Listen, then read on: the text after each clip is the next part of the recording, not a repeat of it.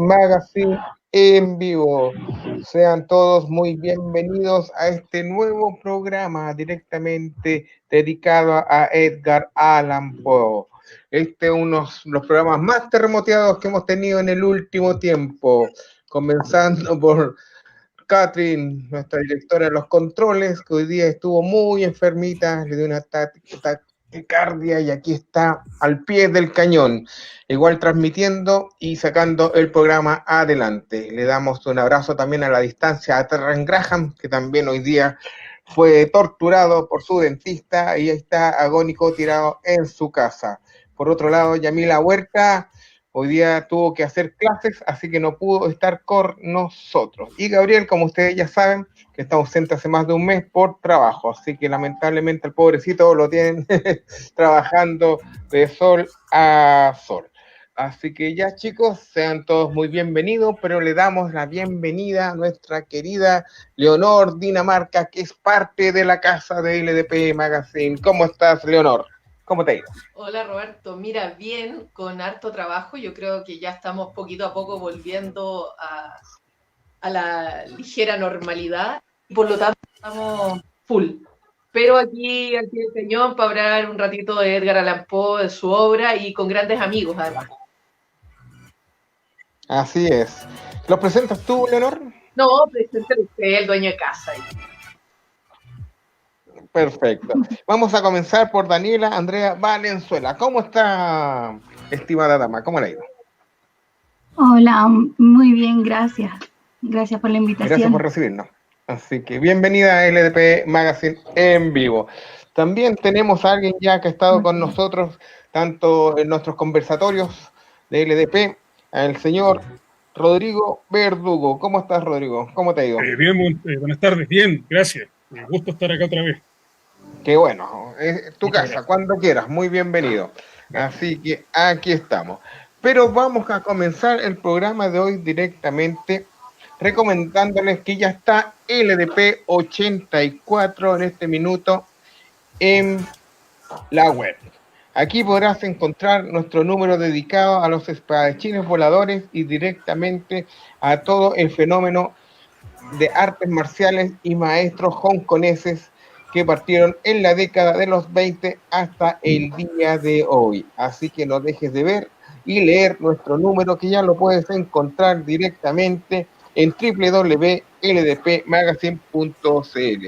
Como ya lo saben, este especial de espadachines voladores y maestros del Kung Fu, donde hacemos todo un recorrido por la historia cinematográfica de este género, que comenzó directamente en las leyendas, los mitos y la literatura china hace más de, estamos hablando del año 5 antes de Cristo, que comenzó todo esto. Y hasta el día de hoy ya se hacen películas basadas en todos esos relatos, historias, las que nosotros nos han conmovido y llevado al cine más de una ocasión, y aquí también estarán presentes para aquellos que no lo conocen. Así que ya lo saben. Pero comencemos de una vez por todas con los que nos conlleva, pero primero vamos con nuestro patrocinador, Celestial Fire. Nuestro patrocinador, yo pensé que te estaba patrocinador. No. Sí, dele. Celestial Fire Homeschool. En estos días de cuarentena en Chile y el mundo, muchos niños y jóvenes están estudiando en casa. Pero el sistema homeschool es diferente. El estudiante aprende de manera flexible y natural, inmerso en su propio medio social, cultural y tecnológico, siguiendo sus intereses, sus talentos y sus aptitudes innatas. Es un aprendizaje dinámico, llevado a la práctica, similar al de una carrera profesional. Celestial Fire Homeschool ya está funcionando. Comunícate con nosotros a través del WhatsApp 569-8482-5305 y nuestro correo electrónico celestial.fire.school@gmail.com.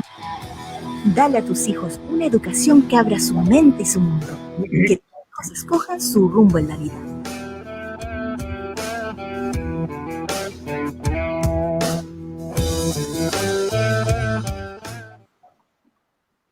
Ya, señores, ya estamos directamente de vuelta ya con nuestro programa en vivo. Y ya tenemos algunos pequeños saludos, entre ellos tenemos a Terren Graham, como les dije, hoy día no pudo estar con nosotros, pero él dice que con la exquisita voz de Leonor Dinamarca, los dolores se olvidan. Un saludo a todos los participantes del día de hoy. Y Diego Muñoz Dávila dice, buenas tardes, señores, así que todos sean muy bienvenidos a este programa. Y señoritas, también dice aquí Diego Muñoz Dávila. Vamos a comenzar directamente con el programa de hoy dedicado al señor Edgar Allan Poe. Por eso lo titulamos como El gato, el cuervo y Poe. Así que no crean que el bueno, el malo y el feo. Así que no se vayan a confundir. Pero bueno, comencemos hablando un poquito de Poe. Entonces, podemos decir que él nació en Boston, Massachusetts, un 19 de enero de 1809 y fallece en Baltimore un 7 de octubre de 1849. Interesante. Es el segundo hijo de la actriz de origen inglesa Elizabeth Arnold Hopkins Poe y del actor David Poe Jr. Edgar pudo haber recibido el nombre del personaje de El Rey Lear de William Shakespeare, ya que por entonces sus padres estaban en plena cartelera con esta obra y con esta recreación dedicada a William Shakespeare. ¿Qué podemos comentar un poquito de Edgar Allan Poe, chicos? Porque ya sabemos que Poe fue abandonado por su padre en 1810 y su madre murió un año después por tuberculosis pulmonar, así que yo creo que algo tiene que haber, así que ya, comencemos la conversación. Mira, partir de señalando que Poe viene de una familia de actores pobres, ya él no viene de una familia acomodada, pero tiene la particularidad de que va a ser criado y adoptado por el señor John Allan. Y ahí la situación de él se encausa de mejor manera, pero es un hombre que vivió condenado al alcohol, a las drogas, al opio, al juego, que eso, digamos, le afectó muchísimo y tenía estos atisbos afiebrados de pronto en su vida. No sé aquí si Daniela o Rodrigo quieren aportar algunos otros datos interesantes de su vida o su obra. Bueno, sí, claro, cierto, claro, él nace, de partida nace en una ciudad que está caracterizada por una ciudad más o menos maldita, Boston, la ciudad de los actores malditos.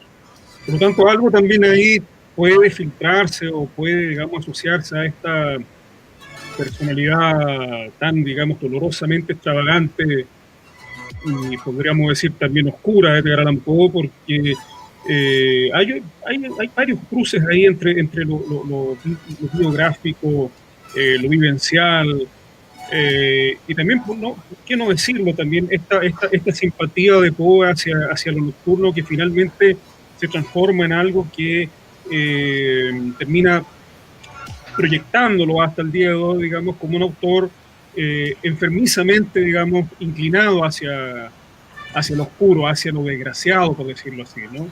Aunque se saben que en ciertos momentos de su vida él cambia un poco o intenta cambiar, digamos, la dirección de su narrativa, metiéndose en el tema del suspenso, metiéndose en el problema de lo policial. Pero siempre por detrás está esta cosa inquietante, esta cosa más o menos nocturnal, digamos, esta simpatía además por estos animales que son propios del bestiario más o menos oscuro. Se sabe, por ejemplo, y aquí yo diría un paralelo entre, por ejemplo, la simpatía que sentía Edgar Allan Poe por la paloma y el cuervo, por el gato también, y también la simpatía que sentía, por ejemplo, un poeta chileno llamado Mahfoud Masís por el chacal, por ejemplo, por el lobo, ¿no? Porque realmente son como ciertas, diría yo, no sé si tiene que ver con el tema del zodiaco, ni mucho menos, ¿no? Pero hay algo ahí que tiene que ver entre ciertos animales que uno escoge en forma como proyección de uno mismo, ¿no? Y creo que el cuervo ahí es fundamental, más que el gato. Sí, a mí me pasó que me tocó estar muy cerca de cuervos en Europa y la verdad es que son bien inquietantes porque son animales tremendamente inteligentes pero que te siguen. A mí al menos me perseguían y son muy grandes, no son pajaritos pequeños como los mirlos tal vez que tenemos acá en Chile. Entonces son unos animales más o menos bestiales que te miran muy fijo, que de verdad son como amenazantes, por decirlo de alguna manera. Entonces el estar frente a frente hace que se genere algo cautivante, y además con esta unión con lo, digamos, oscuro, medio brujeril, medio del otro lado, de la otra dimensión, unido a los gatos negros, la verdad es que hace digamos, un bálsamo bien interesante en todo este aspecto de la visión que tiene Poe, que además él parte o tal vez se siente profundamente poeta. Y como bien dice Rodrigo, claro, después tiene una vertiente que tiene que ver con esto del terror, medio que lo policial, el suspenso, pero él tiene una vertiente muy importante donde bebe desde la poesía y donde él señala cosas muy concretas de lo que es ser artista y lo que es ser poeta. No sé qué opina Daniela ahí con respecto a eso. Claro, a mí me llama mucho la atención en cuanto a los aspectos biográficos del autor, que la muerte de la madre a tan corta edad, el abandono del padre también, pero específicamente la muerte de la mamá, como que de alguna manera configura esa obsesión como enfermiza por la mujer enferma que se ve en sus cuentos. Y también tomándome de las palabras de Fe, yo creo que Poe tiene como, bueno, su vida es como un melodrama, me da la impresión, porque tiene como varias máscaras, entre comillas. Una de ellas, claro, es la del poeta, que es como la herramienta a la que él tiene que recurrir para salir de las deudas que le provocan el juego y los vicios que él tiene. Sí, oye, pero es interesante lo que señala Daniela con las mujeres enfermizas, porque Virginia Clem, que fue su esposa, que era una prima con la cual se casa cuando ella tiene apenas 14 años de edad, ella tiene una suerte como de parecer una deficiencia mental. Hay ahí un tema también de la enfermedad presente, y muere muy joven, de hecho, Clem. Sí. ¿Ya? Al igual que su madre. No sé, Rodrigo, ahí qué opinas tú. Sí, le vamos a pedir a Rodrigo que se eche un poquito más atrás, que apenas se ve. Ahí sí, Rodrigo, ahí sí. Simplemente estamos viendo la frente, entonces dijimos, alguna idea buena tiene que ver ahí. Yo que soy la voz que está en el cielo, así que por favor, tírese un poquito más atrás para que podamos apreciar su bello rostro y para que a ver. Ahí sí. Va a destrozar corazones después, Rodrigo. ¿Qué vamos a hacer? Destrozando corazones ahí. Bueno, cuando no se aparezca un cuervo en la pieza, claro. Eso, bien. No, claro, hay que recordar también la otra relación que tuvo Poe después de la muerte de Virginia. Durante la relación con Virginia, él se enamoró de una mujer muy adicta a la lectura en ese periodo, y de alguna forma esta mujer le pareció a él mucho más atractiva que Virginia. Porque este hombre, como buen escritor, necesitaba a alguien más cercano a las palabras que otros seres humanos, claro.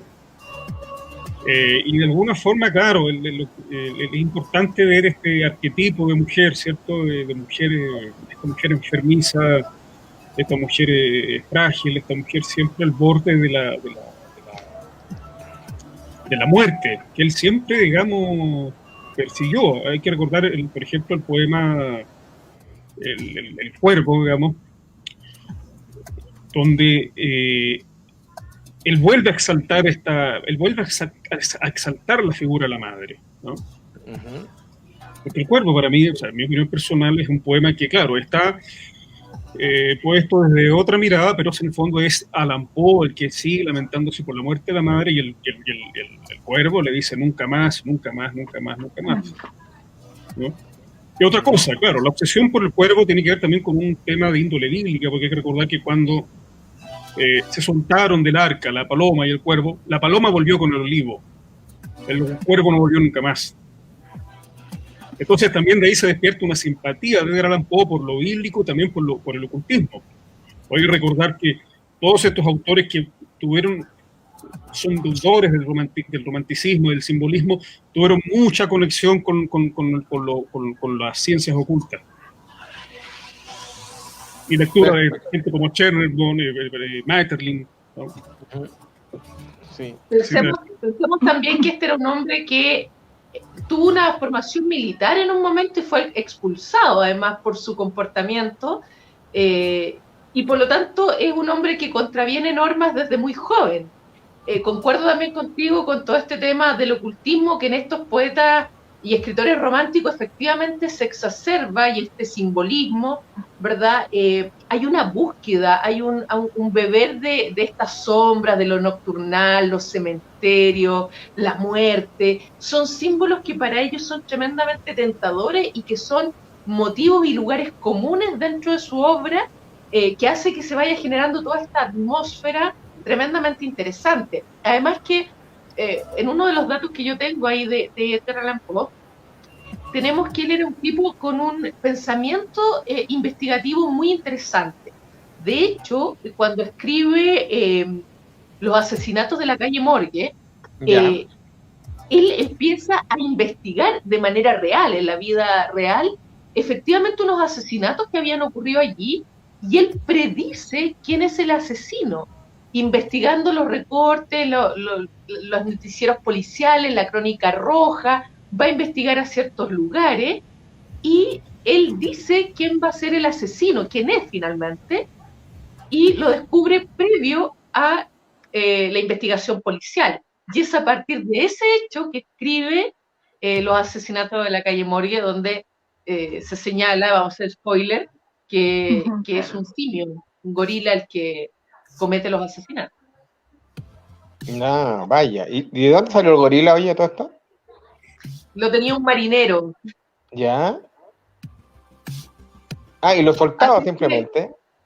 Y se le suelta este animal, pero había muchas conjeturas, y él hace toda una investigación relacionando hechos. O sea, ahí vemos que tiene una mente con una creatividad y con una lucidez tremendamente importante. Así es que en ese sentido, a pesar de su consumo exagerado de alcohol, de absinta como buen maldito, y de opio, genera de todas maneras una lucidez en su forma de pensar y de plantear la realidad, lo que le permite generar estos suspensos luego en las obras que él escribe, en los cuentos. ¿Qué es lo que pasa con los contemporáneos de Poe? ¿Es aceptado inmediatamente o es rechazado y tirado así, marginado por el resto de los poetas y escritores de la época?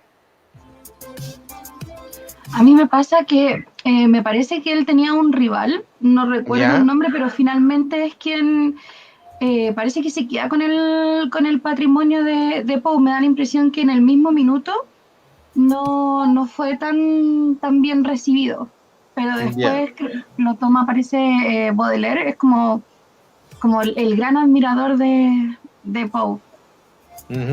Ya, por ahí va la cosa entonces. Es quien le traduce y finalmente le incorpora dentro de todos estos poetas parnasianistas y simbolistas.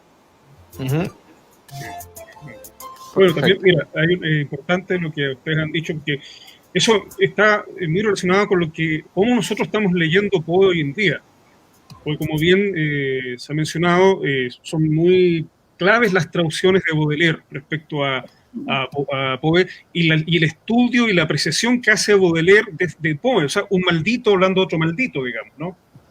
De alguna manera también la personalidad de Poe magnetizó a Baudelaire. Bueno, yo no sé hasta qué punto, digamos, puede suceder también que los poetas jóvenes se sientan como llamados a ser malditos por la maldición de otro. Eso ocurre sobre los casos de eso. Pero paralela a la traducción que hace Baudelaire, también hay uno muy importante que hace Mallarmé de Edgar Allan Poe. Y son los que finalmente logran que Poe se masifique y Poe se estratifique y se instituya, digamos, como la gran figura del romanticismo en Estados Unidos. Un país que no tuvo movimiento, no hubo romanticismo en Estados Unidos, no hubo movimiento tal, no hubo una repercusión tal, digamos. Solamente la figura de Edgar Allan Poe se podría identificar con esta radiación del romanticismo en Estados Unidos. Y un tercer elemento clave, pero ya es más que nada, yo creo que está, digamos, la entrada definitiva de la narrativa de Poe a través de la recuperación de sus contemporáneos en lo que hizo Julio Cortázar por los cuentos. Ya. Yo diría que Cortázar, Mallarmé y Baudelaire, perdón, son los culpables de que nosotros estemos leyendo Poe hoy en día a través de las traducciones, o de alguna manera los actualizaron. Lo que ocurre también este fenómeno de que un escritor actualiza a otro escritor, como lo que sucedió aquí con lo que sucedió con Luis Sepúlveda. Todos sabemos que falleció por COVID en España. Luis Sepúlveda reflotó la figura de Francisco Coloane en Francia. Y gracias a Luis Sepúlveda es que los franceses pudieron volver a leer a Coloane y compararlo con gente como Jack London, por ejemplo. Bueno, pero esa es otra historia. Lo traigo solamente a relación porque un escritor puede malograr a otro o puede, digamos, proyectarlo de buena manera. Ocurren los dos fenómenos contrarios. Sí. Yo me estaba acordando que yo leí Romeo y Julieta de William Shakespeare, pero traducido por Pablo Neruda. Eso a mí también me llamó bastante la atención. Entonces no es extrañar que hubiéramos tenido un Cortázar o otros que hayan traducido otros escritos, no solo a Poe, sino que nos hayamos sorprendido que hayan hecho esto con otros escritores que nosotros ya lo hemos leído o sean algunos de nuestros favoritos. Y efectivamente es quien genera justamente esta llama de lo romántico, como señalaba Rodrigo, en Estados Unidos, porque no se estaba dando. Está mucho más cercano a los simbolistas franceses, por eso causa tan buena impresión estas traducciones y esta incorporación a través de estas traducciones en Europa. Ahora, es un maldito de tomo y lomo. Nunca me voy a olvidar de lo que dijo Berna una vez en un conversatorio muy antiguo que tuvimos del EDP con respecto a los malditos. Claro. Y este consumo, por ejemplo, excesivo de estas bebidas espirituosas como el ajenjo, que tienen sobre 70 grados alcohólicos, y que básicamente señalábamos que era para matar el hambre, porque eran personas que no lo estaban pasando bien tampoco en lo económico. Piensa que Poe tenía algunas intervenciones en periódicos, con algunas crónicas, con algunos cuentos, pero básicamente estaba siendo mantenido por su tía, que era además su suegra.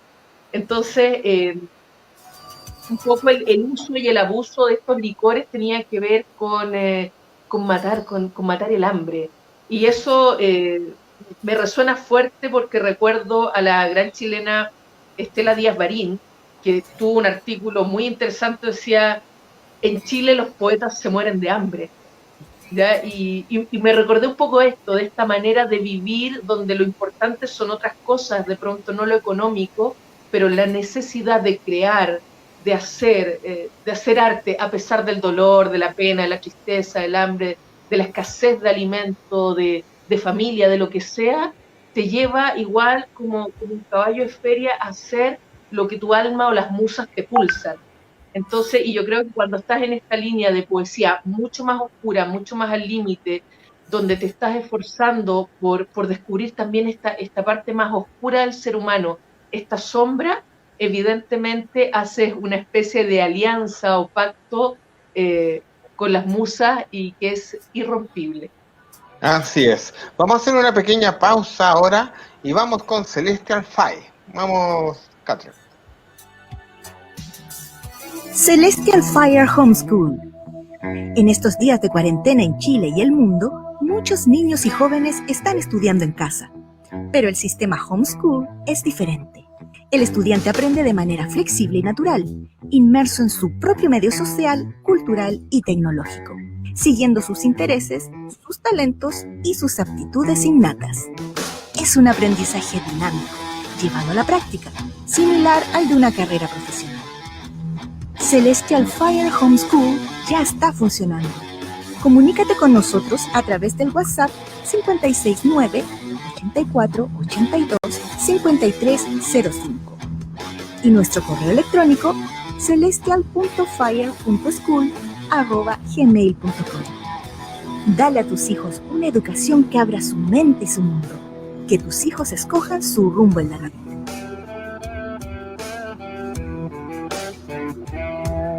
Roca Diseño y Cómic S.A., dedicado a la producción de elementos publicitarios para empresas, educación, así como público general. Búscanos en Instagram como Rocas y puedes escribirnos a rocastorechile@gmail.com. Ya estamos de regreso después de estos pequeños anuncios. Ya nos tenemos algunos saludos por acá, como ejemplo nos dice otra Melf Palancaris, nos dice buenos temas como siempre, saludos. Claudio Antonio Díaz Muñoz también nos está saludando, dice saludos a todos. A quienes estén en este minuto en línea, pueden ir haciendo sus preguntas o también pueden ir haciendo sus comentarios a través de nuestro chat que estamos en este minuto en vivo. Oye, a mí me quedó dando vuelta en la cabeza ahora lo que tú estabas diciendo, Leonor, con lo que pasa con esta cosa que parece que no ha cambiado tanto, porque estamos hablando de 1800, y estamos en el siglo XXI, en el 2020, pero la cosa no ha cambiado tanto, porque también los poetas, los artistas en general, escritores, ilustradores, pintores, si no tienes, por lo menos acá en Chile, un nombre rimbombante o un apellido más o menos conocido, o que no se pueda prácticamente pronunciar, no tienes cabida dentro del mundo del arte, ¿o me equivoco, Leonor? Bueno, yo creo que efectivamente Chile está un poco limitado y sesgado para ciertos grupos, además que, bueno, siempre el arte ha estado ligado con la política. A mí me parece que eso está bien, que el artista tiene una visión también de la realidad, de la política y la sociedad, pero me da la impresión que en la actualidad esto se ha extrapolado y ha generado tremendos vacíos entre distintos poetas producto de lineamientos políticos, visiones con respecto al feminismo o lecturas frente a una realidad. Pero es difícil. Chile es un país de poetas. Me tocó estar con unos alemanes que vinieron a hacer un documental de un amigo nuestro, Rodrigo Verdugo, ¿eh? De nuestro gran amigo, y nos reíamos porque yo le decía, mira, ¿por qué en Alemania hay tanto filósofo y hay tanto músico? Pura nieve, le decía yo, encerrados todo el día. Pero Chile tiene sol, y tiene vino, y tiene flores, y eso te hace poetizar, te hace tener una sensibilidad diferente. El trabajo artístico yo creo que en Chile es difícil, lo han visto grandes poetas como la Gabriela Mistral, por ejemplo, como la misma Estela Díaz Marín, casi que nadie es profeta en su tierra, funcionan más fuera de Chile que dentro, el reconocimiento se da por otros lados, pero yo creo que tiene que ver con la idiosincrasia del chileno y con la poca posibilidad que tenemos dentro de los colegios por planes de estudio de pasar poesía chilena. Yo soy profesora y en general, Rodrigo lo sabe, ha sufrido mi embate. Yo paso a Rodrigo Verdugo, que es un gran poeta chileno, surrealista, yo lo paso en clase. Mis alumnos de enseñanza media han disfrutado de la buena pluma de Rodrigo Verdugo, pero entre nosotros, los mismos profesores y poetas, tenemos también que recordar que tenemos otros compañeros de armas y letras que están trabajando junto a nosotros y que deben ser mencionados. Que no solo tenemos a Neruda y a Mistral, tenemos muchos otros. Entonces, yo creo que por ahí va la cosa. ¿Ya? Hay mucho por descubrir todavía. Pero bueno, volvamos al tema. Después de la muerte de su hermano, Poe comenzó sus primeros intentos más serios de comenzar su carrera como escritor. ¿Ustedes creen que fue tan difícil estos primeros comienzos de Poe en la literatura? ¿O tratar de entrar en el mundillo de las letras? Sí, claro, es que siempre fue difícil. Aunque haya habido un periodo de un relativo éxito en la vida de él, la temática que él se autoimpuso, digamos, y la forma de él, digamos, encarnar, digamos, esta especie de maldición literaria, muy rigurosa por lo demás, porque hay que recordar que tiene un gran libro que se llama Filosofía de la Composición, Ese libro nos explica muy bien cómo, por ejemplo, llegó a concebir el cuervo, que para muchos matemáticos es un enigma, porque el cuervo tiene una estructura matemática por sí misma, digamos. Muy, muy interesante eso. Y más aún, digamos, yo no diría tanto una estructura matemática, sino lo que hace Poe ahí es muy similar a lo que pretende o lo que hizo también, por ejemplo, lo que se hizo en el libro Alicia en el País de las Maravillas, que es acercarse a una filosofía de las matemáticas. ¿Ya? Entonces, digamos, los inicios siempre fueron difíciles con relativos periodos de éxito, digamos, pero siempre las empresas donde él se metía, o él, por ejemplo, periódico quebraba, o pasaba alguna situación imprevista, digamos, que lo sacaba de repente de eso y lo hundía de nuevo en esa especie de marginalidad y yo diría, no sé si llamarlo, también hay una cuota de sadismo acá, ¿no? En todos estos autores, de un sufrimiento que en el fondo se complacen con el sufrimiento, ¿no? No son autores que yo creo que hay una cosa muy extraña ahí y muy nervioso también. Bueno, Poe sabemos las crisis que tuvo nerviosas, los estados de neurosis en Neurastenia, bueno, finalmente el delirium tremens, pero hay una complacencia también con el fracaso, digamos. Una Perfecto. cosa que se busca involuntariamente. Daniela, por tu parte, ¿qué nos puedes comentar? Bueno, yo creo que él, bueno, yo siempre he pensado que él tiene como máscaras, como que a él le gustaba esta del drama, por lo que he leído de él. Y yo siento que, bueno, la primera máscara es como la es como cuando recién lo adopta el tío, que es como del buen vividor, qué sé yo. Después viene la segunda, que es la del poeta. Pero yo creo que la tercera máscara, que es la del burlón, es donde se ve más los temas donde él se siente más cómodo, que son la muerte y el tema de lo perverso, no como la perversión sexual, sino como lo perverso, como impulso primitivo del corazón humano, que nos fuerza a transgredir muchas normas o convenciones sociales. Entonces, me gusta también la forma en la que él como que articula lo siniestro con lo absurdo. Hace ahí como un mix entre el terror gótico y con la sátira oscura. A mí me llama mucho la atención ese aspecto, que es como la parte que, como la tercera etapa de él, donde más me gusta su lectura, como relatos como este cuento que me cuesta tanto pronunciar, Metzgerstein. ¿Ya? Ahí yo creo que se ve también este como de la sátira. Sí, pero también Poe fue víctima, no solo él, sino muchos contemporáneos también, con el cuento de los derechos de autor a nivel internacional. Muchas veces se entraron a publicar muchos de sus libros, tanto en Estados Unidos como en el extranjero, sin respetar el derecho de autor, una cosa que hoy en día a nivel internacional, hoy existen plataformas que tú te puedes inscribir online para que tu obra esté protegida a nivel global, en la web, por ejemplo, y también la nacional, que es para los libros de tanto físicos como también virtuales, o cualquier otro tipo de obra. Entonces, también eso, ¿creen ustedes que puede haber afectado también el estima creativo de Poe en su minuto? No sé si le haya afectado este tema.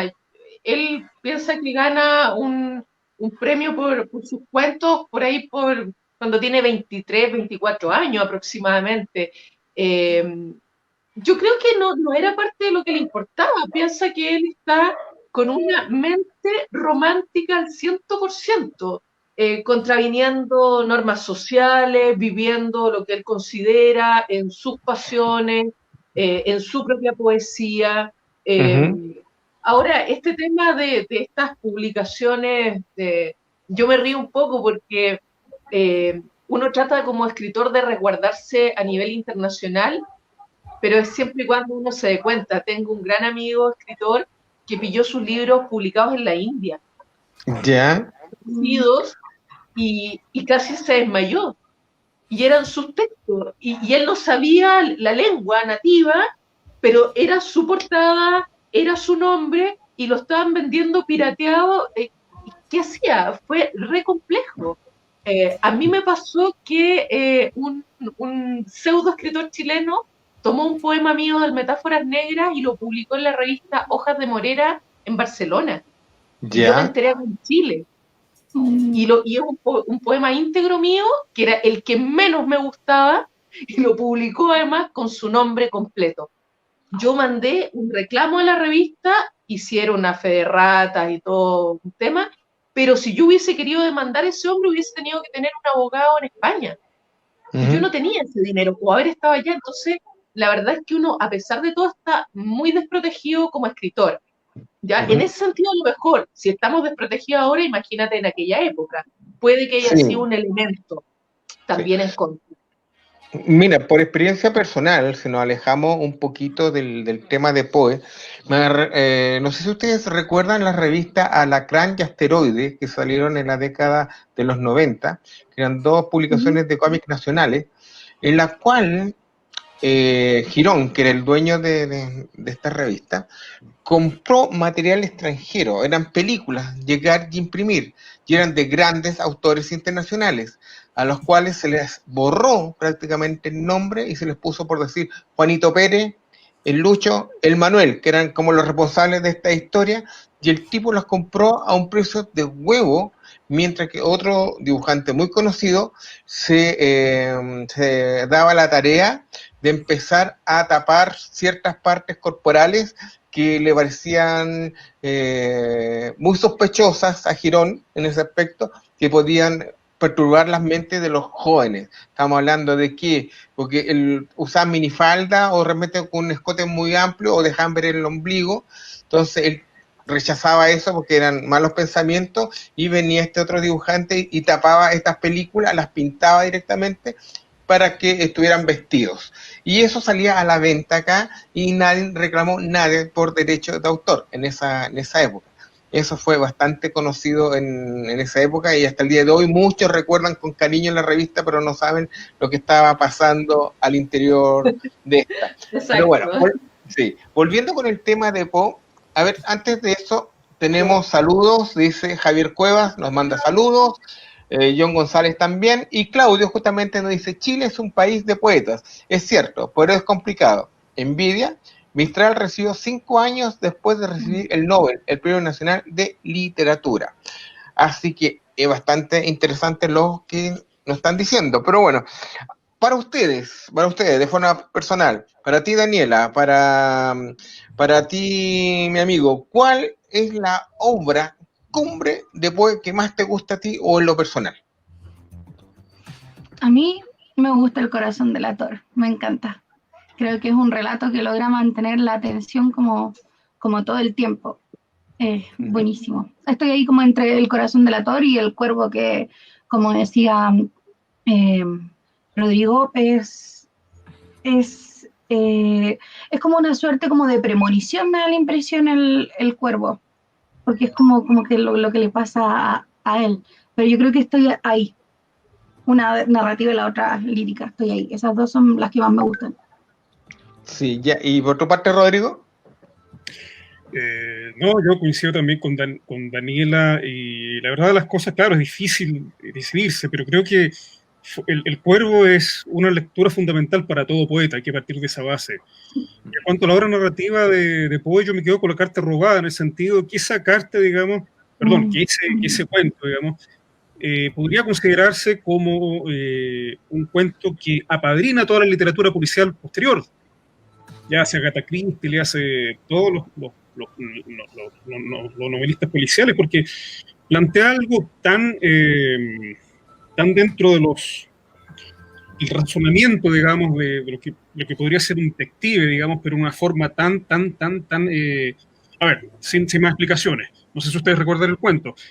Buscan una carta que está escondida en la parte que menos imaginaron, y es la parte donde es como una especie de jugada de ajedrez con el sentido común. la carta en una parte donde nadie la va a buscar, porque nadie se va a imaginar que voy a poner la carta debajo, por ejemplo, de la alfombra, ¿no? Y todos rompen, digamos, toda la casa buscando la carta, y la carta está en el lugar que menos se imaginaron que podía estar. O sea, eso es un juego entre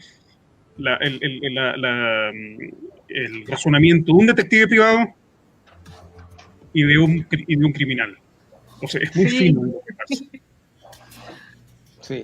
Oye, que bueno, Rodrigo, siempre das como en ese punto interesante, porque efectivamente tiene esta mente detectivesca para poder crear e inventar, pero también tienes toda la razón, tiene esta doble cara que también te acerca efectivamente a la mente criminal, que maquetea, que piensa, que esconde la evidencia, ¿no? Es muy interesante involucrarnos en la profundidad del escritor, digamos.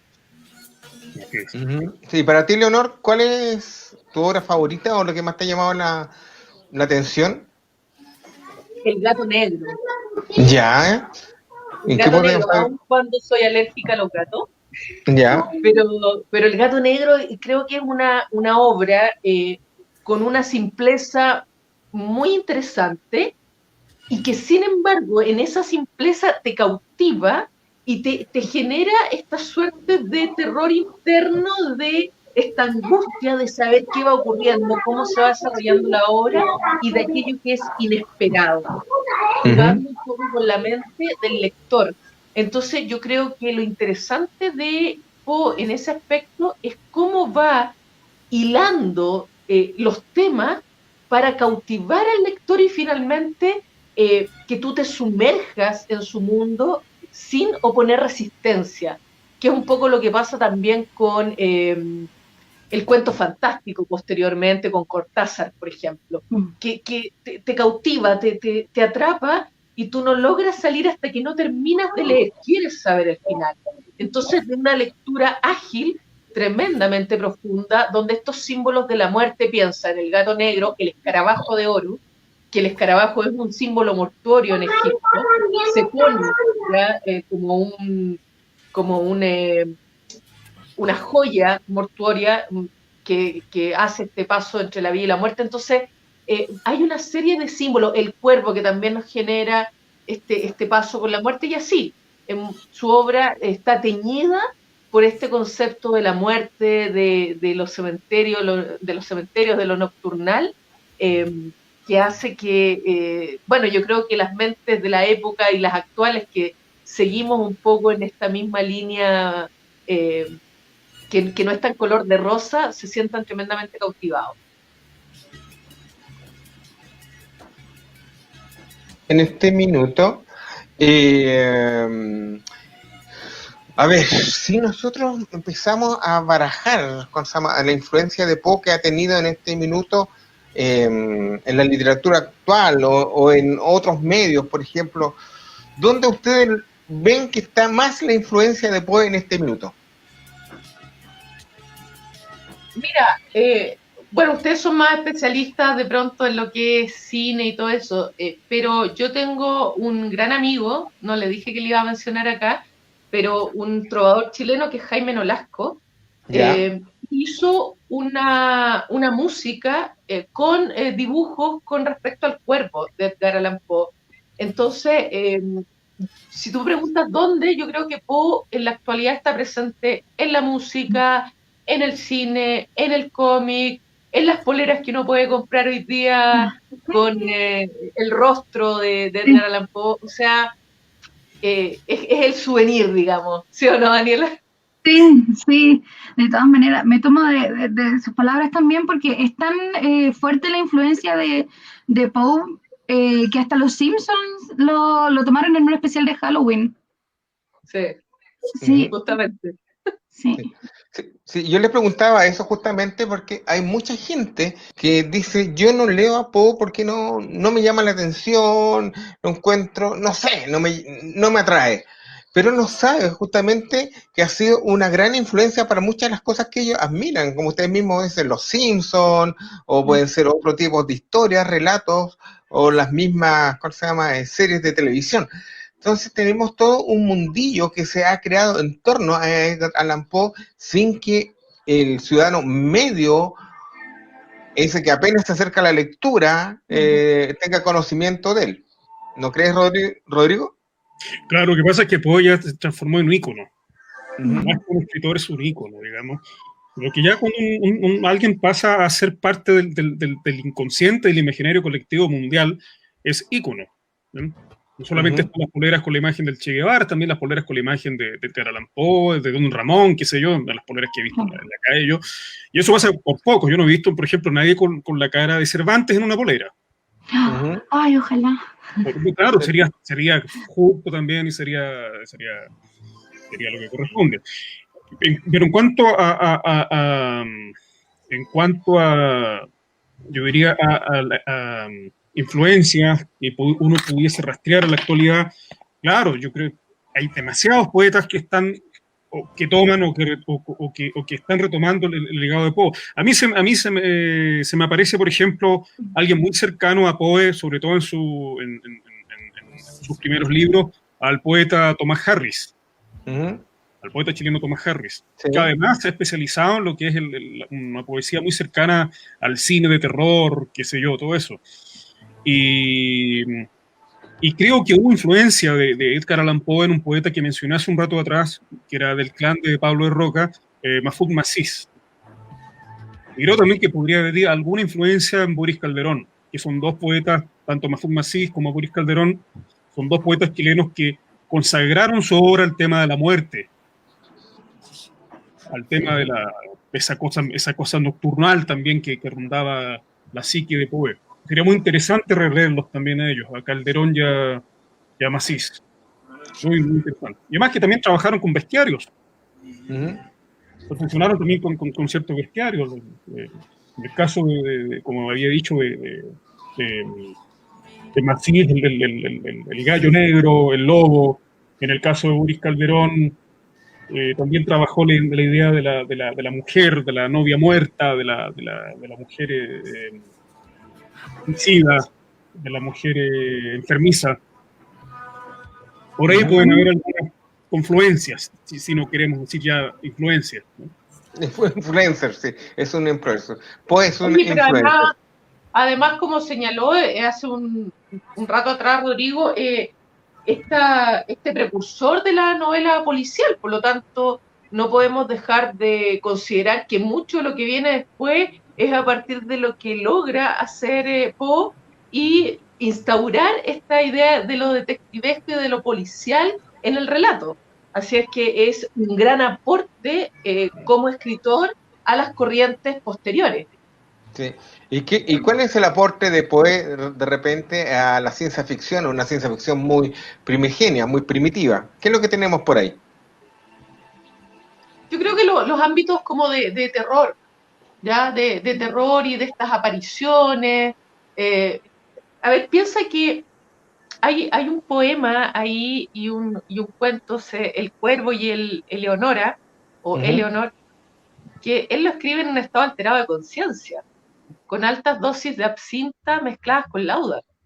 Yeah. Y que le metían fuerte al hachís también y al opio. Entonces, claro, son escritores que no es que se droguen y beban nomás, sino que en estos estados lisérgicos, alcoholizados, ellos crean.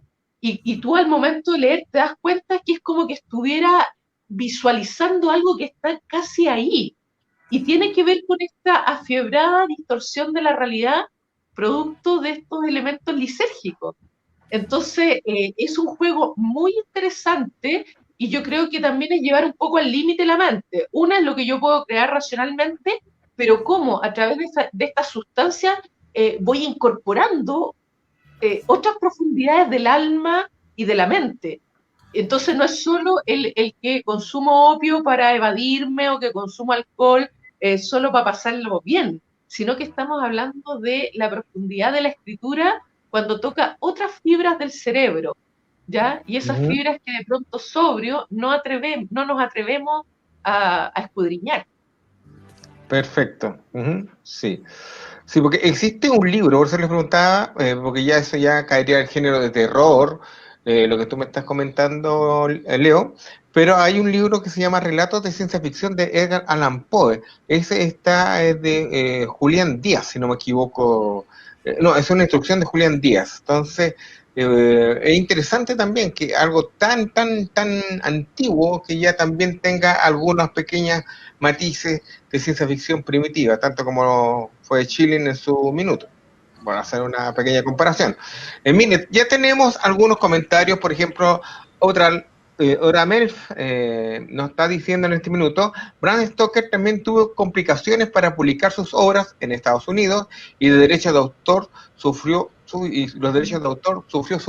viuda. Sí, ella fue muy, por lo que ya lo habíamos comentado en otros programas, ella fue pero muy condenada y muy apegada a la pata de la letra de censurar muchas de las obras que se crearon a partir de la obra de su esposo Stoker, y existen algunas que fueron eliminadas prácticamente de la faz de la Tierra.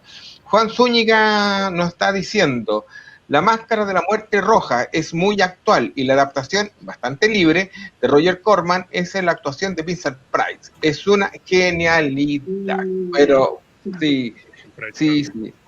Continuemos entonces con Eureka. ¿Qué nos pueden decir de este ensayo que escribió en 1848 y que incluía como una teoría cosmológica que presagiaba la teoría del Big Bang? Y estamos hablando de 1848. Ahí tienes ciencia ficción. Ahí tienes una ciencia ficción, teorizar acerca de estas ideas. Sí. Rodrigo, por tu parte. No, bueno, mira, es que esto yo lo conecto con lo que te decía anteriormente. En el fondo, Edgar Allan Poe tenía un interés científico, tanatológico, porque también era un hombre que le gustaba mucho el tema de las autopsias, muy pocos lo saben. ¿Ya? También como le fascinaba a Leonardo da Vinci. Por lo tanto, este ensayo se enmarca muy bien dentro de esta curiosidad científica y solo matemática que él tenía, ¿no? Porque en el fondo era un escritor que, como dice Leonor, accedía a estas drogas y a estos barbitúricos, pero como una forma de conocimiento, como también lo hicieron en su momento William Blake y tantos otros. Por lo tanto, está implícita la idea de que el escritor, cuando crea, no solo hace literatura, sino que produce ciencia. Perfecto, sí. Estaba recordando que un día 3 de octubre de 1849 fue encontrado delirando en las calles de Baltimore y fue Joseph W. Walker quien lo encontró por entonces. Eso tiene que ser uno de los tantos delirios que tuvo este caballero para tratar de arrancarse de la vida cotidiana, o sería otro punto que estaba tratando de encontrar por ahí. ¿Qué piensas tú, Daniela, por ahí? Es que es como me da la impresión que este no es el primero o el último de esos hallazgos deplorables del autor, en realidad. De hecho, me parece que la muerte de él es como que es como bien misteriosa, pero se dice, claro, que lo encontraron así como en la miseria casi absoluta, terrible. Pero es complejo ahí la decadencia de él. Yo creo que si él hubiera vivido en nuestros tiempos, hubiera sido otro pájaro el que hubiera cantado. Pero claro, hay como... O el mismo borracho, digamos, porque pienso que justamente él estaba con un tema, digamos, no sé si una especie como de resfrío, algo pulmonar importante, y termina alcoholizado, muerto en la calle. Encuentran su cadáver y le reconocen, creo que 2 días después, porque no sabían dónde estaba, y como solía salir de juerga, perderse varios días en el alcohol o en el opio, entonces es bien complejo, pero tiene que ver con esta vida, yo creo, atormentada. Y también hay algunos escritores y algunos poetas que buscan el alcohol también para dormir, para aplacar estos demonios, para que la mente se aquiete. Suele darse también. más que como una búsqueda de locura, como una forma de apagar esta efervescencia de la escritura. Sí. Yo me estaba acordando que algunos también utilizaban por lo menos el whisky y otros elementos para evitar los dolores de muelas, que eran muy comunes por esa época y no existían como actualmente la tecnología más avanzada para ciertos tratamientos dentales. Entonces también puede haber sido algún sufrimiento o algo que no estaba tratando de apalear este dolor con alcohol. Podría ser una de las tantas teorías que se barajan, ¿o no, Rodrigo? Bueno, yo podría mencionarte un caso, por ejemplo, podría mencionar el caso de Baudelaire, el opio. Sí. ¿No? Baudelaire tiene un libro sobre todas esas experiencias que se llama Los paraísos artificiales. Ahora, más allá de ser una adicción, Roberto, yo lo traigo a colación porque Baudelaire efectivamente fumaba opio para calmar los dolores de la sífilis. Vale, ¿ves? Claro, aparte de las otras bondades que le podía traer el opio, digamos, pero era básicamente por eso, no era como un consumo absolutamente vicioso, podríamos decir, ¿no? Era también terapéutico, medicinal.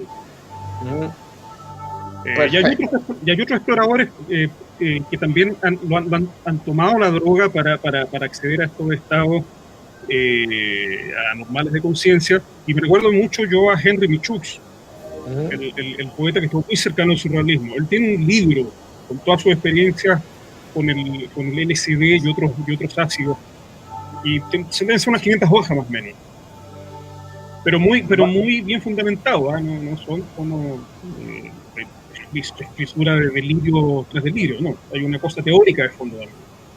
Perfecto, sí. Bueno, entonces Oye, podemos... no es menor Sí. lo que señala Rodrigo con respecto a estos compuestos, porque muchos de ellos, sobre todo por ejemplo el absintha, está hecho en base a ajenjo, que es una planta medicinal, pero que trae un compuesto activo que es el pujón, así como la marihuana trae el THC. Y estas son, ¿para qué decir el opio, verdad? Que son plantas consideradas plantas de los dioses porque te genera este tránsito o esta llave para traspasar de este mundo al otro, ¿ya? Esta otra realidad. Entonces, no es cualquier licor el que están tomando estos señores, ¿ya? No es cualquier cosa. Cuando están mezclando con láudano, están trabajando con opiáceos, ¿ya? Entonces, están trabajando con una frecuencia vibracional de plantas sagradas. Entonces, generan otros efectos, que no es solo el emborrachamiento, ¿ya? Y por eso se habla de esta hada verde, ¿ya? O de encontrar al dragón. Hay todo un cuento mucho más místico a través del consumo de estas sustancias, y que no solo es la parte recreativa como muchos podrían pensar. Perfecto. Bueno, entonces podemos ir como cerrando esta parte diciendo que fue trasladado al Washington Medical College, donde falleció un domingo 7 de octubre de 1849 a las 5 de la mañana. Y de aquí ya para adelante pues se transformó directamente ya en un inmortal gracias a su obra. Oye, Roberto, aprovechando este quiebre que haces, yo voy a despedirme con mucha tristeza porque habíamos quedado a estar menos rato y ya ves que se nos va el tiempo, pero tengo que preparar Culto Secreto que viene un ratito más, así que les mando un abrazo. Gracias Rodrigo, gracias Daniela, sigan con el programa y que nuestros escuchas ahí vayan haciendo todas las preguntas del caso. Nos vemos. Nos vemos en un ratito más, Leo, en Culto Secreto. Ya, chicos, es hora de nuestra promoción de Roca Store. Adelante, Catherine. Vamos con la promoción. Roca Diseño y Cómic S.p.A., dedicado a la producción de elementos publicitarios para empresas, educación, así como público general. Búscanos en Instagram como Roca Store y puedes escribirnos a rocastorechile@gmail.com. Sí. Ya estamos de regreso con LDP Magazine en vivo. Continuamos con Rodrigo y con nuestra amiga Daniela. Continuamos conversando sobre Edgar Allan Poe y toda su herencia. ¿Ustedes creen que después de su muerte se engrandeció mucho más el conocimiento hacia Poe por parte del público en general? Yo creo que de todas maneras tuvo que pasar como cierto tiempo también para que generara mayor impacto. De hecho, influyó también mucho acá en Latinoamérica porque todo lo que es el romanticismo como movimiento llegó mucho después acá. Pues. Primero llegó a Estados Unidos, me imagino que había más facilidades para que llegaran las obras allá. Y acá influyó fuertemente en Horacio Quiroga. Que buscaba todo bueno, como que imitó la estructura como del cuento de terror, ahí como el suspenso también, y el perfil como del artista romántico, el gusto por la naturaleza, como por lo exótico. Entonces me da la impresión que el real impacto de Poe es mucho después de su muerte. ¿Rodrigo? Bueno, claro, generalmente sucede así, pues los artistas a veces tienen que morir, digamos, no solo en Chile, sino en todo el mundo para que realmente se empiece a valorar, digamos, tanto el legado como la figura. Ahora respecto, y retomando un poco lo que dice Daniela, a la influencia que pudo haber tenido Poe en Latinoamérica durante el periodo que ella menciona, digamos, y un poquito más atrás, porque yo podría mencionar que prácticamente todos los poetas del modernismo, me refiero a sobre todo José Asunción Silva, el poeta colombiano que termina suicidándose, que se pone un parche en la altura del corazón y se dispara.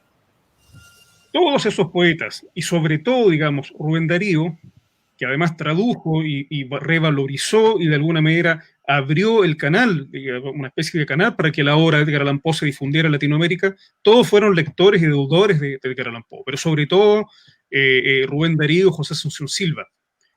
Y Rubén Darío sobre todo también por la forma de vida también, involuntaria o inconscientemente, digamos, esta adicción al alcohol, esta adicción a complacerse en ser, digamos, a pesar de sí mismo, una figura, digamos, hundida en lo decadente, en lo marginal, ¿no? Esta postulación del poeta que tiene que sacrificarse, digamos, que tiene que descender hasta estos infiernos para hacer la obra. Creo que hay una íntima relación entre estas vidas atormentadas de los poetas, de prácticamente todos los poetas modernistas, con esta especie de, no diría pauta, porque no es una pauta a seguir, sino, digamos, tampoco es modelo, pero hay algo ahí, hay una conexión tal vez, por poner, digamos, un nombre más, menos acusatorio, digamos, ¿no? Es como un lugar común. Exactamente, claro. Bueno, como todos no solo los grandes escritores, pero la mayoría, a través del tiempo, cuando ha trascendido su obra, ya empiezan a llegar directamente al cine. Una de las primeras obras que nosotros recordamos de Poe, no sé si ustedes han tenido la oportunidad de ver, fue La caída de la casa Usher, ¿sí? Que eso fue en 1928, de Jan Steinstein. No sé si estará bien pronunciado el apellido, pero no sé. ¿Alguno de ustedes pudo ver esta primera versión? ¿La adaptación? La dieron alguna vez en el cable. En Arte la vieron, sí. Sí, la vi. Sí. ¿Y por tu parte, Daniela, tuviste la oportunidad de poder ver esta? Sí, yo la vi, pero no completa, porque no sé, no tengo como el entrenamiento para apreciar películas como tan antiguas, pero sí les pongo, porque yo también soy profe de lenguaje, ¿ya? Y en el trabajo como de la motivación, yo tengo el DVD de esa película y claro, les pongo como pedacitos para motivarlos, pero así como completa no. Lo que sí he visto es a Vincent Price, ¿Ya? cuando hace estas narraciones, y a un argentino que lamentablemente murió, pero se llama Alberto Laiseca, que es maravillosa la manera en la que él narra, y también, claro, lo muestra sus videos como motivación. Sí. John González nos está diciendo, Richard Corben, un maestro norteamericano de la animación y del cómic, ha adaptado varias de sus obras a la narrativa gráfica o alias cómic, así que ya lo sabemos. La segunda película que se hace directamente basado en Poe fue Los Crímenes de la Calle Morgue. Estamos hablando del año 1932 también. Es una película que también trata de, en cierta manera, de una manera bastante libre, llevar el relato de Poe a la pantalla grande. No sé qué opinan de ella, chicos. Magnífica película también, pues. Magnífica. Y sabes que yo quisiera hacer aquí, aparte de la mención de la película, que había algo que tú dijiste al principio, Roberto, cuál había sido el aporte de esta Lampola a la ciencia ficción. Sí. Yo creo que hay una cosa que uno podría hacer un cruce incluso entre Hitchcock y Edgar Allan Poe. Yo recuerdo que Hitchcock dio una definición del misterio muy poeniana alguna vez. Sí, es verdad. Es una persona que está sentada en un sillón y abajo hay una bomba. Solo lo ignora. Eso es Edgar Allan Poe. Eso es una muy buena descripción, eso también. Y el nivel que hace Hitchcock en su cine también. Hay que recordar también Los pájaros, por ejemplo. Sí. Aunque no está dentro de la temática de la ciencia ficción, pero tiene un aire muy llevado hacia eso por parte de Los pájaros, aunque sea una historia de terror, o también vértigo, por decir también. Entonces, hay una retroalimentación, que podemos decir, entre poeta y director de cine. Daniela, ¿estarías de acuerdo con...?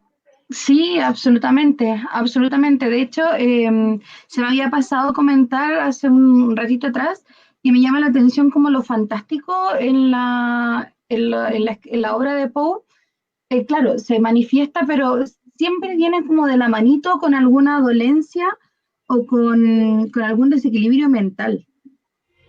Vienen como por ahí, y claro, hago como ese enlace con las películas que mencionan. Sí, viene de la manito, sí.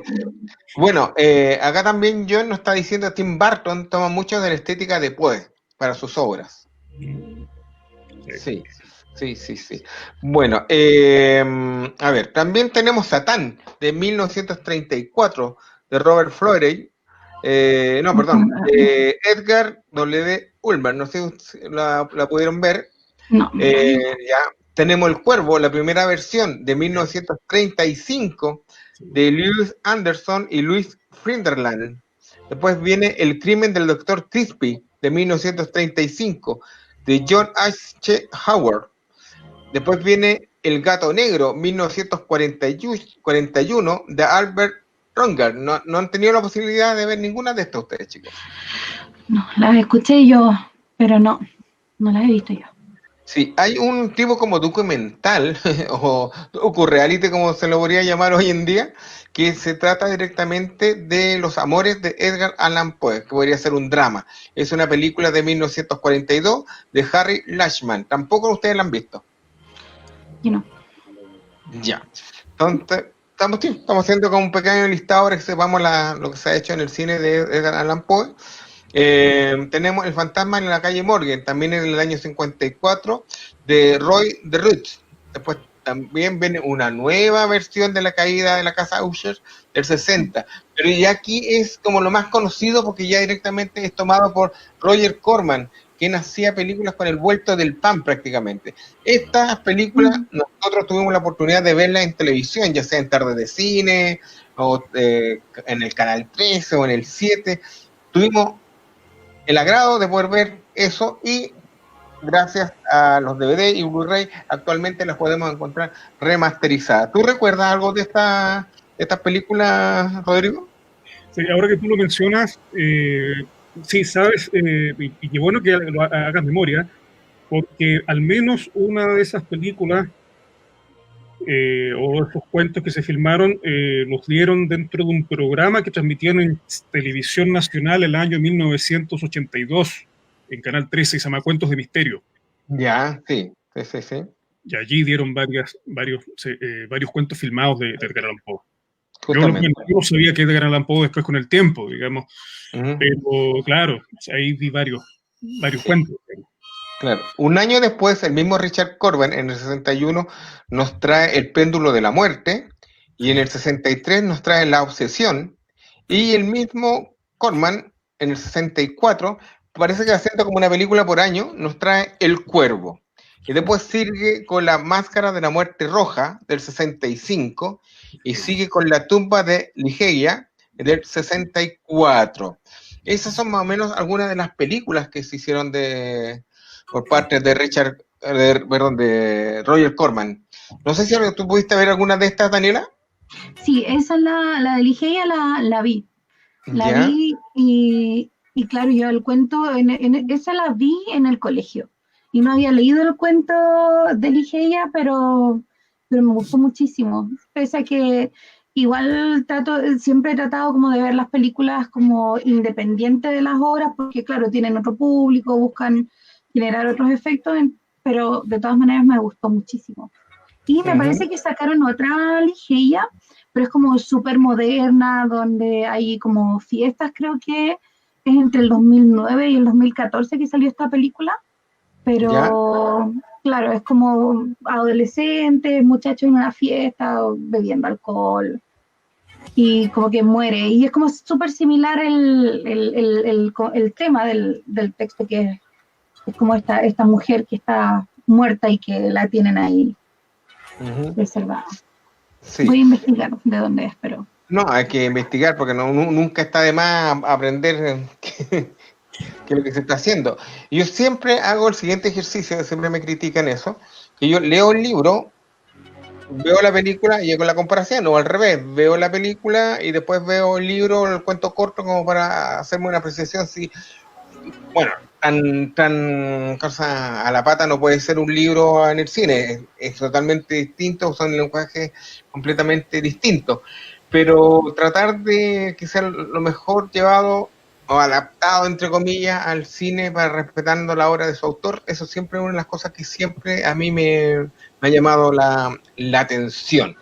Pero volviendo a esto, tenemos, por ejemplo, La danza macabra, una película italiana del 64 de Antonio Mangiantiri, El gato negro de Black Cat del 66 de Harold Hosman, La tortura de Chamber, el doctor Sandins, está medio borroso aquí, es del año 67 de Harold Rainey, y también tenemos Historias extraordinarias del año 68 de Federico Fellini, nada menos, con Roger Vadim y Luis Mayer. O sea, son tres historias dirigidas por tres directores totalmente distintos: Fellini, Vadim y Mayer.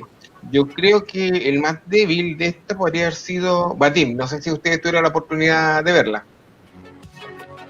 No, tendría que verlas para opinar. Ya, perfecto. No, y así seguimos y tenemos hasta El gato negro de 1981 de Lucio Fulci, que también, maestro del terror italiano. De Oblong Box del 69 de Gordon Hessler. La horrible noche del baile de los muertos del 71 de Antonio Mangiantiri, tiene este italiano.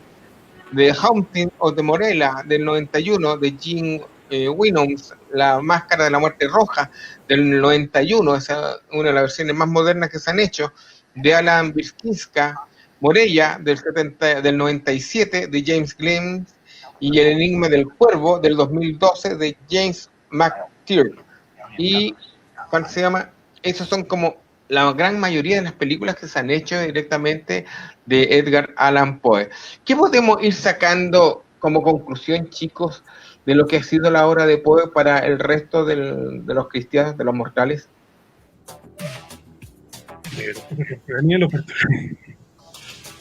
Claro, es como un escalón, yo creo, de partida, porque se pasa mucho, viene de hecho en los planes del como de lecturas para el colegio, y yo creo que sienta una base porque ha logrado trascender por esta como que nos lleva a través de las mentes de los protagonistas de sus historias y nos va sumergiendo en esto que en este terror tan inquietante, tan propio y que no es tan ajeno a la humanidad. Entonces yo creo que por ahí, claro, es como la base y mucha gente que es como que le gusta el tema del terror, de como gótico, siempre, yo he leído a Edgar Allan Poe, es como todo el mundo lo conoce por una u otra forma. De hecho, iba a comentar que Iron Maiden también tiene una canción de los asesinatos de la Rue Morgue. Y así qué bueno. Un montón de otras bandas que claro, se refleja esto y es como parte de la cultura popular ya. Edgar Allan Poe, como que todos lo conocen.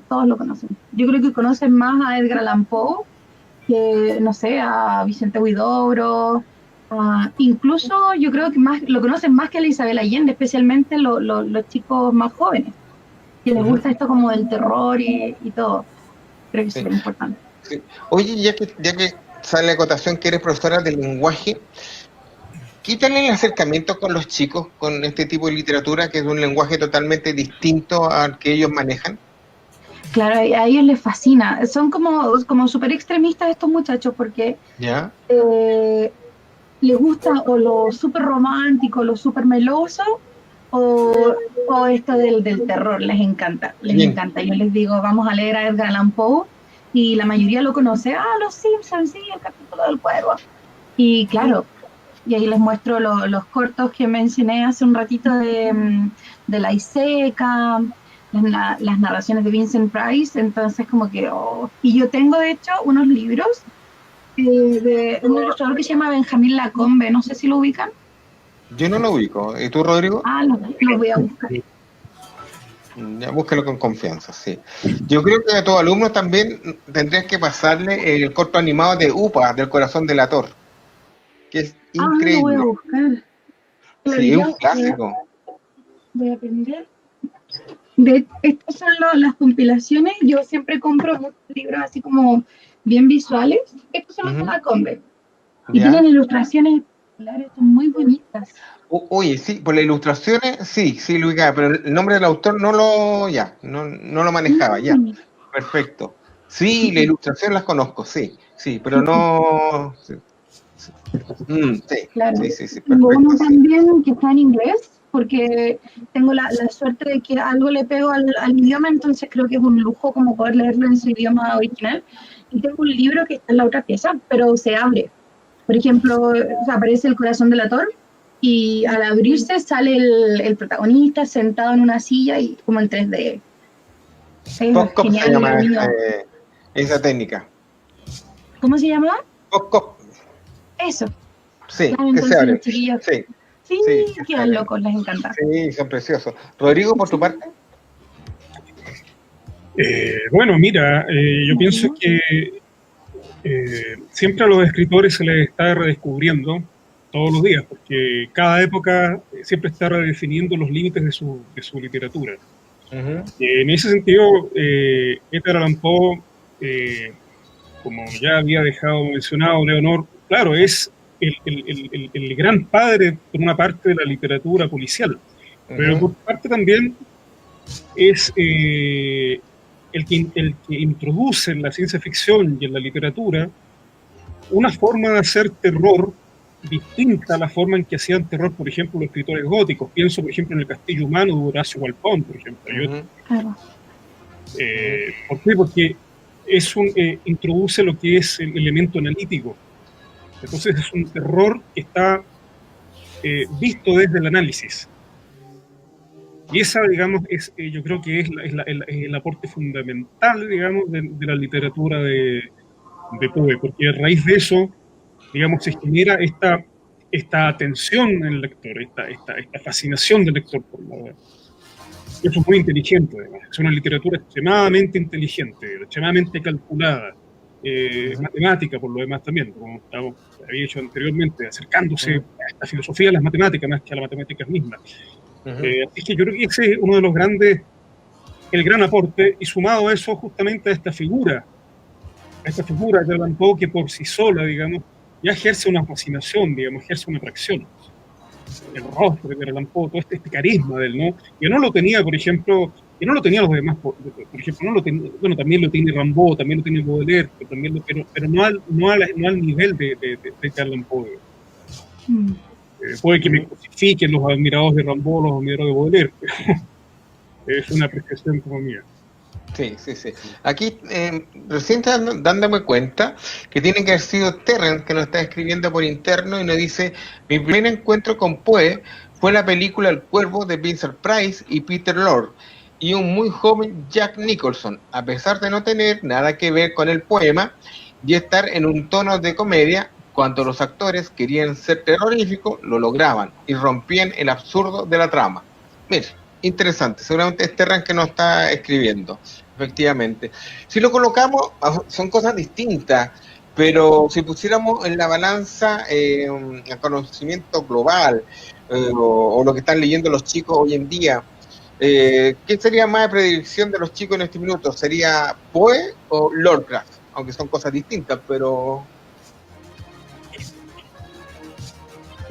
Yo creo que Poe, porque Lovecraft igual es, según mi parecer, yo creo que es un poquito más complejo el terror de, comillas, terror de Lovecraft, porque el de Poe es como un poquito más explícito, está como ahí. En cambio el de Lovecraft es distinto el terror, ¿no? Es como, los niños son súper impacientes, los jóvenes son súper impacientes porque lo quieren todo al tiro. Hoy en día sí.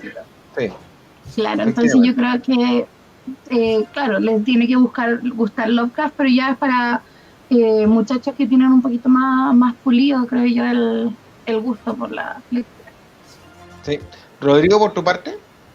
Yo creo lo que dice Daniel también, porque si diferenciamos bien los dos tipos de tratamiento, pero Lovecraft es un tratamiento un poco más metafísico y mucho más simbólico que lo que hace aparentemente Poe del terror.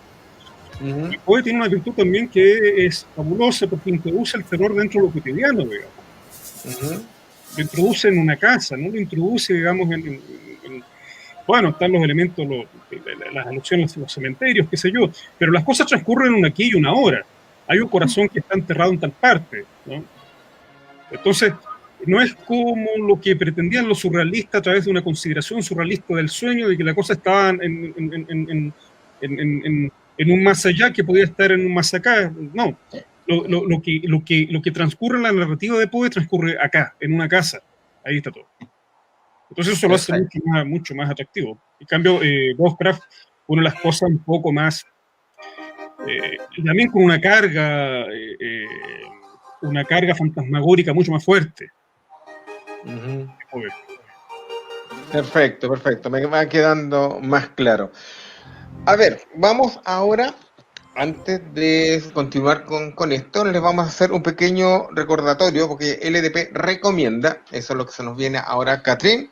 Vamos viendo que este sábado comenzamos con un nuevo conversatorio que lleva por título Poetas en el Mundo, en el cual vamos a poder ver directamente a Sofía Weissman, Germán Rojas, Jaime Jales, que en este minuto no nos va a leer el tarot, sino va a hablar de poemas, y por supuesto Leonor Dinamarca, que va a estar a la cabeza de todo esto.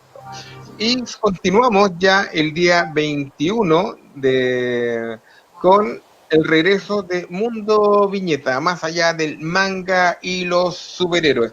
En esta oportunidad vamos a estar conversando con alguien de la casa, nuestro querido amigo John González, que es parte del staff permanente de LDP Magazine Online, nuestra revista que sale cada mes y siempre nos está ayudando con sus grandes historias dibujadas, relatos, etcétera. Y continuamos también con el día 27 de octubre con la señorita Catherine, que se viene con su propio programa que se llama Blue Book Fight. Estreno el 27 de octubre a las 10 de la noche. Esto es todo lo que les tenemos preparado dentro de la parrilla de programas online que tiene LDP Magazine para ustedes. Como ya saben, los días jueves, cada 15 días, viene Culto Secreto. Hoy viene directamente para hablar de mitos y leyendas chilenas, así que no se lo pierdan a las 22 horas. Así que esa es parte de la programación que les tenemos para ustedes de LDP Magazine para ustedes. Y la próxima semana en LDP Magazine en vivo vamos a estar hablando del mito de Halloween. No sé qué tal se manejan ustedes, Rodrigo, Daniela, con el tema. Más o menos. Sí. Creo Rodrigo, que tiene origen celta, sí, pero más allá no. sí. Rodrigo, ¿tú te manejas con el tema? Un poco complicado. No, realmente es que, a ver, igual el tema está un poco está asociado a algo que casi no tiene que ver con el significado original de la celebración. Justamente, sí, esa es la idea, demistificar este mito y aterrizarlo. Esa es la idea. Claro, sí. Por eso a veces la gente celebra cosas que realmente no saben qué significado real tienen. El significado que es impuesto por una tradición, por la publicidad, etcétera, etcétera. Sí. Bueno, aquí estoy viendo un nuevo comentario de otra MILF que nos está diciendo: narraciones extraordinarias, me lo dejaron en secundaria, y cuando lo terminé, el relato del señor Valdemar, no creía lo que acababa de leer. Interesantísimo. Bueno, ¿cómo se han sentido hoy día en el programa, amigos? Bien, un poco nerviosa. Estoy como cuando hago que los niños expongan. ¿Ya? Sí, pero no, súper cómoda. Estoy muy agradecida por la invitación, y también he aprendido muchísimo, cosas que no sabía. Sí. Rodrigo, por tu parte. No, encantado, como la primera vez, y muy agradecido porque lo que ustedes están haciendo es un aporte tremendo para abrir ciertos temas, digamos, que no siempre se hablan, digamos. Uh-huh. Y con muchos matices. Importante no solo hablar de literatura, sino también ligarla con otras disciplinas como el cómic, como el cine, qué sé yo, porque están relacionadas. Hoy en día hablar de literatura, también hablar de cómic de alguna manera, hablar de cine también es hablar de literatura, ¿no? Sí, justamente. Por Por algo nuestro lema en LDP Magazine es estimulando la creatividad y la lectura a través del arte fantástico. Por eso llevamos desde 2012 que estamos con nuestra publicación, y la estamos tirando de manera online, la cual ustedes lo pueden encontrar cada mes como el número 84, ¿verdad, señorita Catherine? Si me tiran la imagen. ¿Vamos? Sí, vamos, por favor. Sí. Entonces, como les digo, ya está el número 84 de LDP Magazine, especial espadachines, voladores y maestros del Kung Fu, donde revisamos la historia cinematográfica del origen del cine oriental, que viene desde la literatura, estamos hablando del siglo V a.C., hasta el año 228, si no me está fallando en este minuto la memoria, donde vienen los primeros relatos directamente de caballería y de espadachines, y de que ahí se traslada a través del tiempo y se van fundiendo con mitos y leyendas chinas y con otras de pasadita, y se deriva todo esto en este cine directamente hongkonés, chino y de otras partes de Oriente. Así que los dejamos totalmente invitados a que lean nuestro número especial 84 en www.ldpmagazine.cl. Así, amigos, estamos terminando el programa de hoy. Le damos las gracias a Rodrigo, a Daniela. ¿Algo más que quieran aportar para ir cerrando sobre Poe? Que lo sigan leyendo. Sí, de todas maneras. Sí. De todas maneras, sí. Así es, pues, pero sí, definitivamente hay que leer a Poe. Así que eso. Ya, amigos, un gusto. Catherine, oye, a pesar de tu inconveniente, que llegaste del hospital directamente a manejar los controles y hacer la dirección del programa, se agradece de verdad. Se nota que eres una profesional 100% y eso se agradece de verdad. Luego Así te voy a contar un pequeño incidente que tuve en un momento del programa. Sí, me estoy dando cuenta que algo tiene que haber pasado por ahí. Así que eso. Ya, mis amigos, los queremos. Nos vemos la próxima semana en LDP Magazine en vivo, donde estaremos hablando sobre la verdadera historia de Halloween. Así que no crean que van a encontrar a Jack Skellington cantando aquí con nosotros. Así que no se preocupen y nos vemos en un ratito más en Culto Secreto a las 22 horas. Un abrazo, los queremos. Adiós.